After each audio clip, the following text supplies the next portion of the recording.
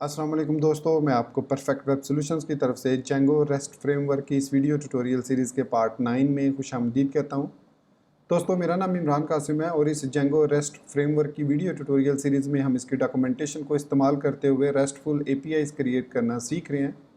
और आज के इस जेंगो रेस्ट फ्रेमवर्क के वीडियो ट्यूटोरियल में हम कस्टमाइजेशन पर बात करेंगे कि किस तरीके से हम अपनी एपीआईज़ को डिफरेंट पर्पज़ के लिए कस्टमाइज़ कर सकते हैं, कब हमें व्यूज़ में चेंजेस करनी पड़ती हैं, कब हमें सीरियलाइजेशन में चेंजेस करनी पड़ती हैं और किस वक्त हमें मॉडल्स को मॉडिफाई करना पड़ता है। तो आज के इस वीडियो ट्यूटोरियल में ये तमाम चीज़ें हम डिस्कस करेंगे ताकि आपको कोई डाउट बाकी ना रह जाए। तो मैं उम्मीद करता हूँ कि आप मेरे इस वीडियो ट्यूटोरियल को एंड तक देखेंगे और इसको लाइक भी करेंगे। इसके अलावा अगर आप हमारे इस चैनल परफेक्ट वेब सॉल्यूशंस पर न्यू हैं तो इसको सब्सक्राइब करते हुए बेल के नोटिफिकेशन आइकन को प्रेस कर लीजिएगा और साथ में ऑल नोटिफिकेशंस को भी ऑन कर लीजिएगा ताकि आने वाले वीडियो ट्यूटोरियल्स की नोटिफिकेशंस आपको मिलती रहें और आप उनसे अप टू डेट रह सकें। Thank you very much. तो चलिए शुरू करते हैं आज के इस जेंगो रेस्ट फ्रेमवर्क के वीडियो ट्यूटोरियल को।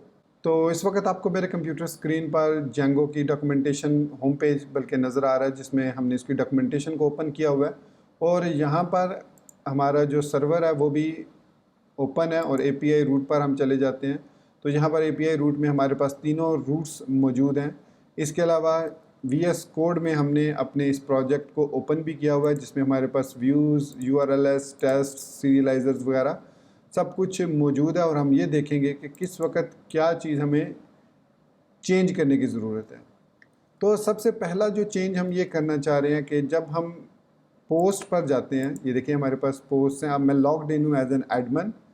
तो अगर मैं यहाँ पर कोई भी पोस्ट जो किसी दूसरे यूज़र ने क्रिएट की है, फॉर एग्ज़ाम्पल ये जो पोस्ट है पोस्ट नंबर 2, ये किसी दूसरे यूज़र ने क्रिएट की है, तो मैं ये चाह रहा हूँ कि इस पोस्ट को मैं एडिट कर सकूँ। पहली चीज़ यहाँ पर मुझे उसका यूआरएल लिंक चाहिए ताकि मैं उसको ओपन कर सकूँ। तो इसके लिए मुझे क्या करना होगा, सीरियलाइज़र में चेंजेस करनी होगी, मॉडल में नहीं, सीरियलाइज़र में चेंजेस करनी होगी। तो यहाँ मैं सीरियलाइज़र्स में आऊँगा और सीरियलाइज़र के अंदर मैं पोस्ट वाले सीरियलाइज़र में आऊँगा और यहाँ पर एक न्यू यूआरएल के नाम से मैं क्रिएट करूँगा एक रिलेशनशिप। वो जो रिलेशनशिप होगा वो सीरियलाइज़र्स में से हाइपरलिंक आइडेंटिटी फील्ड का होगा और इसके साथ हम व्यू नेम देंगे इसको सिंगल पोस्ट का। जस्ट हमें इतना क्रिएट करना है और रीड ओनली हमें इज इक्वल टू ट्रू कर देंगे ताकि वो पोस्ट का वो हमसे मांगे ना क्यूरी सेट। तो रीड ओनली ट्रू करेंगे तो क्यूरी सेट नहीं हमसे मांगेगा। वापस आते हैं, इसको रीलोड करते हैं। तो यहाँ पर वो कह रहा है, ओके सॉरी मैंने इसको ऐड नहीं किया। सो टाइटल आईडी के बाद मैं इसको ऐड कर लेता हूँ यूआरएल। तो ये हमें इसकी यूआरएल रिटर्न कर देगा। और इसके बाद अगर मैं यहाँ पर इसको रीलोड करता हूँ तो अब हमारे पास यहाँ पर आप देख सकते हैं कि यूआरएल भी आ चुकी है। तो अब अगर मैं इमरान क्यू वाली पोस्ट को एडिट करता हूँ तो आप देखेंगे कि मैं इसको एडिट नहीं कर सकता। अगर मैं अपनी पोस्ट को ओपन करता हूँ तो इसको मैं एडिट कर सकता हूँ, लेकिन चूँकि मैं एडमिन हूँ तो मेरे पास सुपर एडमिन बल्कि तो मेरे पास राइट होना चाहिए कि मैं किसी दूसरे यूज़र की पोस्ट भी एडिट करना चाहूँ तो उसको एडिट कर सकूं। तो ये देखिए ये पोस्ट मैं अब एडिट करने जा रहा हूं। तो इसके लिए हमें अब क्या करना पड़ेगा, आपको याद होगा कि हमने परमिशंस ऐड किए थे अपने व्यूज़ के अंदर। जब हमने पोस्ट लिस्ट में परमिशंस ऐड किए थे, इज़ ऑथेंटिकेटेड रीड ओनली किया था और परमिशंस इसमें पोस्ट लिस्ट में हमने किया था कि हमने मॉडल के अंदर इसको ऐड किया था। किसी जगह पे हमने इसको ये जो परमिशंस हैं, ये वाला परमिशन जो था इज़ ओनर और रीड ओनली, तो ये हमने हमने इसको व्यूज़ में ही क्रिएट किया था। इज़ ये वाला था is owner read only. Retrieve update destroy API view में पोस्ट डिटेल के अंदर हमने पहले ये कहा था कि यूज़र इज़ ऑथेंटिकेटेड या फिर वो उसको रीड ओनली फॉर्मेट में ओपन करे अगर यूज़र ऑथेंटिकेटेड नहीं है। फिर हमने कहा था कि इज़ ओनर हो या वो और कोई हो तो उसको रीड ओनली करे। मतलब ओनर के अलावा कोई और यूज़र इस पोस्ट को, चाहे वो ऑथेंटिकेटेड हो, वो जब इसको व्यू करने की कोशिश करेगा तो वो उसको सिर्फ व्यू कर सकता है लेकिन उसको चेंज नहीं कर सकता। अब इस बिहेवियर को हमने चेंज करना है कि इज़ ओनर और इज़ एडमिन और रीड ओनली। तो ये अब क्लास हमने क्रिएट करनी है, तो इसको मैं यहाँ से कॉपी करता हूँ और परमिशंस वाली क्लास में आता हूँ और यहाँ पर मैं एक न्यू क्लास क्रिएट करूँगा और उसको परमिशंस डॉट बेस परमिशन दे के यहाँ पर इस सारे कोड को मैं कॉपी कर लेता हूँ।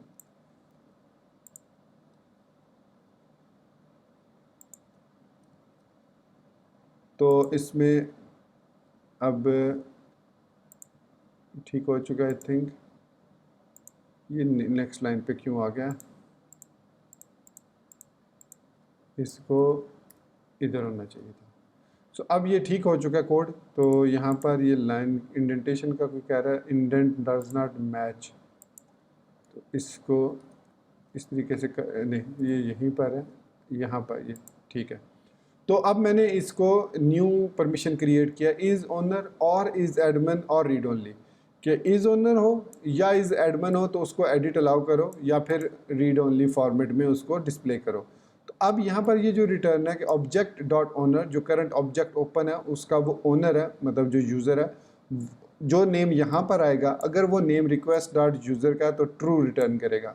अब मैं कहता हूँ कि और request dot user dot is super user, तो अब मैंने इसमें एडिशनल कंडीशन लगा दिया है कि ऑब्जेक्ट डॉट ओनर जो यूज़र करंटली लॉग्ड इन है वो इक्वल है, दोनों ये इक्वल हैं तो भी ट्रू रिटर्न करो, या फिर request dot user is super user है तब भी ट्रू रिटर्न करो। In all other cases return false.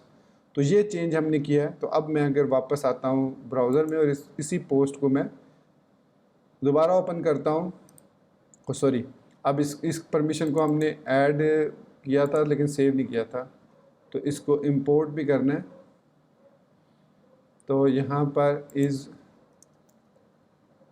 इसको इंपोर्ट भी कर लिया, अब सेव करेंगे।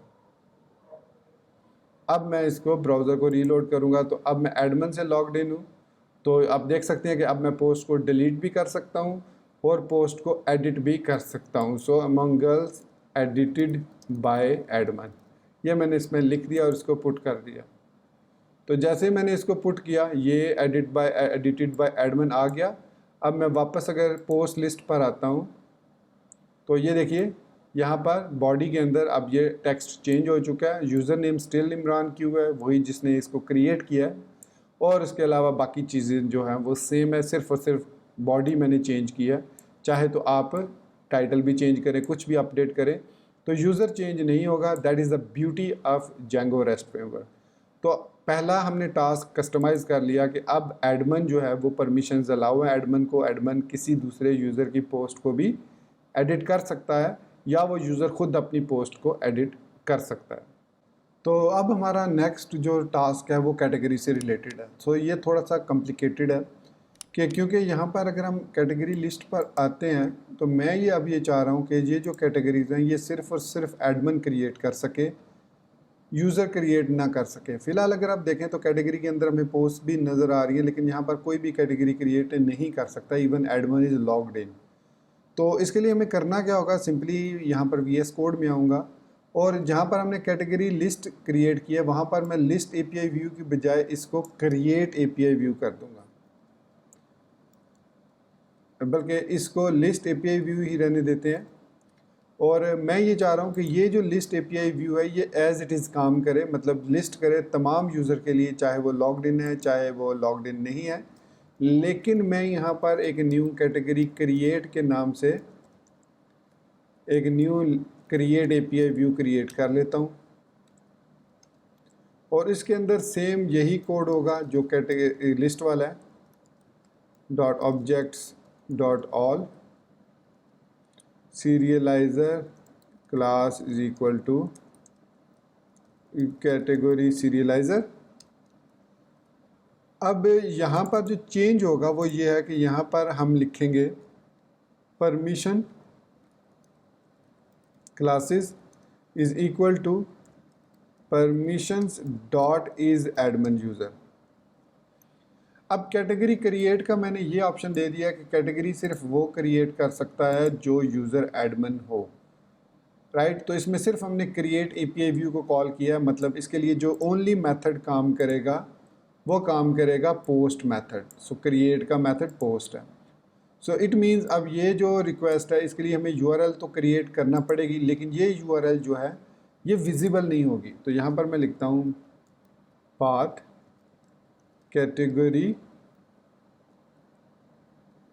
सिंपल कैटेगरी कर देते हैं इसको, और यहाँ पर मैं category create dot as underscore view call करूँगा और नेम इसको दे देता हूँ क्रिएट कैटेगरी,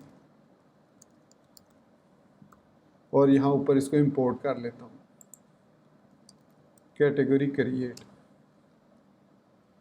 तो ये मैंने अब कर लिया। अब ये जो पाथ है ये पाथ हमने डिफाइन नहीं किया हुआ क्रिएट कैटेगरी। अगर मैं यहाँ पर आता हूँ और यहाँ पर कैटेगरीज़ की बजाय कैटेगरी लिखता हूँ, तो यहाँ पर आप देखेंगे कि यहाँ पर ये हमें कह रहा है कि categories category name is equal to create. ये इसको क्यों नहीं ओपन कर रहा? कैटेगरी,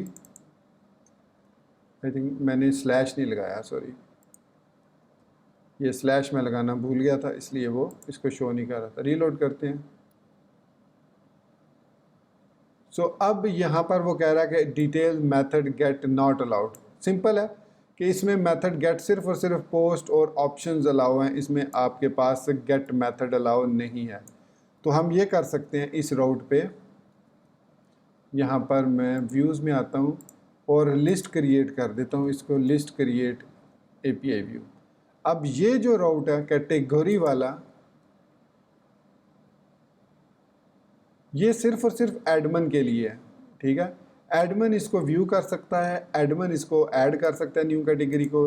लेकिन सपोज़ अगर मैं लॉग आउट होता हूँ एडमिन से और यहाँ पर लॉगिन नहीं होता, तो ये जो कैटेगरी वाला यूआरएल है ये सिर्फ और सिर्फ अथेंटिकेटेड यूज़र के लिए है। प्लस अगर मैं अथेंटिकेट हो भी जाता हूँ विद इमरान क्यू और पासवर्ड, तो इवन देन मैं इसको एक्सेस नहीं कर सकता। पहले उसने कहा अथेंटिकेटेड नहीं है, दूसरी दफ़ा उसने कहा you do not have permission to perform this action. So हमने एडमिन यूआरएल को सेपरेट कर दिया, क्योंकि एडमिन क्रिएट कर सकता है सिर्फ कैटेगरी, यूज़र क्रिएट नहीं कर सकता कैटेगरी को। तो इसलिए अब मैंने दो अलग, आप इसको एडमिन स्लैश कैटेगरी भी कह सकते हैं। एडमिन स्लैश मतलब यहाँ पर अगर यूआरएलएस में आते हैं तो आप इसको एडमिन स्लैश कैटेगरीज कह लो, इस तरीके से एडमिन स्लैश कैटेगरीज, इस तरीके से भी हम इसको कह सकते हैं। और इधर हम फिर हमें लिखना पड़ेगा एडमिन स्लैश कैटेगरीज। तो अब वो कह रहा है कि ये जो कैटेगरी है ये एक्सेसिबल नहीं है। और अगर यहाँ पर मैं इसको ऐड करता हूँ एपीआई में राउट में, तो यहाँ पर मैं इसको ऐड भी कर सकता हूँ सेम इसी तरीके से। सो यहाँ पर मैं इसको क्रिएट करूँगा category admin categories, admin dash categories reverse, और एडमिन क्या मैंने इसका नेम रखा था, यहाँ पर नेम लाजमी आपने चेक करना है। नेम मैंने इसको दिया है क्रिएट कैटेगरी या एडमिन कैटेगरीज कह देते हैं इसको। सो एडमिन कैटेगरी इसको कह देता हूँ मैं। सेव कॉपी किया, सेव किया इसको और यहाँ पर आके भी पेस्ट कर दिया एंड दैट्स इट। अब मैं एडमिन कैटेगरीज भी ओपन कर लेता हूँ। अब मैं रूट पे आता हूँ, तो यहाँ पर सेव नहीं किया इसको, कैटेगरीज और एडमिन डैश कैटेगरीज आनी चाहिए यहाँ पर। API route, API view, response, user, admin categories, इस तरीके से अगर मैं लिखूँ, शायद जो डैश की वजह से मेरे ख्याल में प्रॉब्लम कर रहा है। हाँ, डैश की वजह, यहाँ पर आप डैश नहीं दे सकते। अगर मैं अंडरस्कोर देता हूँ एडमिन कैटेगरीज तो अब वो ठीक है, अंडरस्कोर काम करता है, डैश वाली जो है वो काम नहीं करती। सो एडमिन कैटेगरीज हमारे पास ये रूट एक बन गया, ये सिर्फ और सिर्फ एडमिन्स के लिए है। सो इस तरीके से हम एडमिन रूट्स भी क्रिएट कर सकते हैं। इसी तरीके से यूज़र्स, अब यूज़र्स को तो हमें क्रिएट करने की यहाँ पर ज़रूरत नहीं है। इसके अलावा हमने चूँकि कैटेगरी वाले मॉडल को एडमिन पैनल में इंजेक्ट नहीं किया हुआ, तो इसलिए वहाँ पर एडमिन पैनल में हम कैटेगरी को क्रिएट नहीं कर सकते। मतलब अगर मैं यहाँ पर स्लैश एडमिन जाता हूँ तो हमने अपने कैटेगरी मॉडल को यहाँ पर अब ज़ाहिर बात है मैं ऑथेंटिकेटेड हूँ इमरान क्यू के नाम से। यहाँ पर आप देख सकते हैं मैं इसको लॉग आउट करता हूँ और अब मैं लॉगिन हूँगा एडमिन से। सो एडमिन और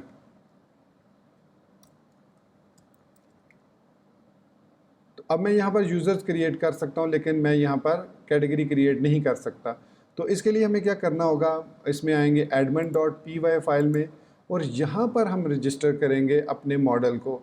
सो इसका तरीका हम ऑलरेडी सीख चुके हैं जेंगो की सीरीज़ में कि यहाँ पर हम लिखते हैं admin.site.register और यहाँ पर हम कैटेगरी मॉडल पास कर देंगे और फ्रॉम blog में models import category model.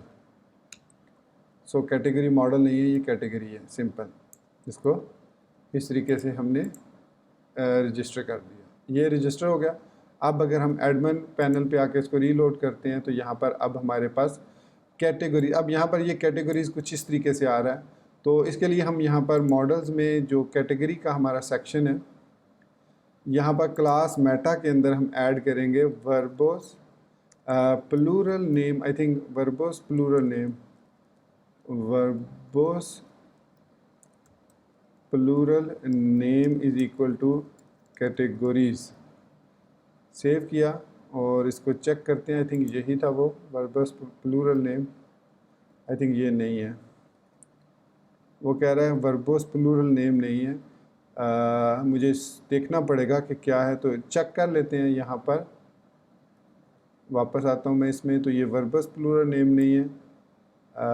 Verbose name अगर मैं करता हूँ, नेम प्लूरल होगा शायद, नेम, हाँ आई थिंक नेम प्लूरल था, ये था वर्बोस नेम प्लूरल। अब ये भी नहीं है, वर्बोस नेम इसमें था। सेव करते हैं इसको, तो ये तो उधर ही स्टक कर गया। अब इसको चेक करते हैं कि ये ठीक काम कर रहा है। ओके, तो अब ये काम कर रहा है। सो अब यहाँ पर मैं इसको कह देता हूँ अंडरस्कोर प्लूरल, अब ये काम करेगा सही। तो रीलोड करते हैं इसको, वो क्या कह रहे हैं, हाँ रीस्टार्ट हो गया सर्वर। तो अब ये नाम ठीक है जी, कैटेगरीज अब ठीक लिखा हुआ आ रहा है। ओके हो गया। तो वो था वर्बोस नेम प्लूरल, वो प्लूरल नेम नहीं था। तो अब यहाँ पर हम कैटेगरी एडमिन पैनल के ज़रिए भी क्रिएट कर सकते हैं, जितनी भी कैटेगरीज क्रिएट करना चाहें। तो ये था सिनारियो, कुछ कस्टमाइजेशन थी। यूज़र को भी हम यहाँ पे क्रिएट कर सकते हैं, तो परमिशंस को भी हम यहाँ पर क्रिएट कर सकते हैं, रीड ओनली परमिशंस भी क्रिएट कर सकते हैं रिक्वेस्ट को। तो ये हमें अभी इसकी ज़रूरत नहीं है। हमने यहाँ पर ये देखा कि सुपर यूज़र किस तरीके से किसी भी यूज़र की पोस्ट को एडिट कर सकता है। उसके लिए हमने एक न्यू परमिशन क्रिएट किया, इज़ ओनर और इज़ एडमिन और रीड ओनली। तो इन दोनों की सूरत में वो ट्रू रिटर्न करेगा और इस सूरत में वो रीड ओनली ही रिटर्न करेगा। परमिशन जो है वो ये हमारे पास है रिटर्न ट्रू और ये है दूसरा हमारे पास रिटर्न ट्रू। सो ये था हमारे पास कस्टमाइजेशन। इसमें आपने काफ़ी चीज़ें सीखी हैं कि इसका अब सीरियलाइज़र्स को हमने मॉडिफाई करना है, कब हमने व्यूज़ को मॉडिफाई करना है, कब हमने मॉडल्स को वारी करना है और कब हमने एडमिन को मॉडिफाई करना है। हमने अपनी साइट को जो मॉडल है तमाम को भी हम रजिस्टर कर सकते हैं यहाँ पर admin.site.register और कैटेगरी के बाद हम पोस्ट को भी कर लेते हैं, कॉमा पोस्ट। तो ये भी अब हम ऐड कर सकते हैं, कैटेगरी पोस्ट है हमारे पास, दो ही चीज़ें हैं। तो यहाँ पर अगर हम वापस आते हैं, इसको होम पे जाते हैं, कोई एरर आ गया, रीड ओनली परमिशन। ओके, सो आई थिंक मैंने रीड ओनली परमिशन कहीं पर यूज़ किया है, उसको मैंने रिमूव कर दिया। कहाँ पर यूज़ किया मैंने read only permission? Category create is admin user की इंपोर्ट किया मैंने कहीं पर, हाँ यहाँ पर इसको मैंने इंपोर्ट किया, सेव किया। अब I think reloading then we are good to go. अब यहाँ पर पोस्ट और कैटेगरी दोनों हमारे पास ब्लॉक सिस्टम के आ चुके हैं। अब हम इनके ज़रिए कस्टमाइजेशन फर्दर पोस्ट को देखिए, यहाँ पर हम देख भी सकते हैं। उन पोस्ट को हम एडिट वगैरह भी कर सकते हैं, ये देख सकते हैं आप। ओनर भी उसकी ओनरशिप भी चेंज कर सकते हैं कि ये अगर इमरान ने क्रिएट किया तो उसको एडमिन को साइन कर दो वगैरह वगैरह।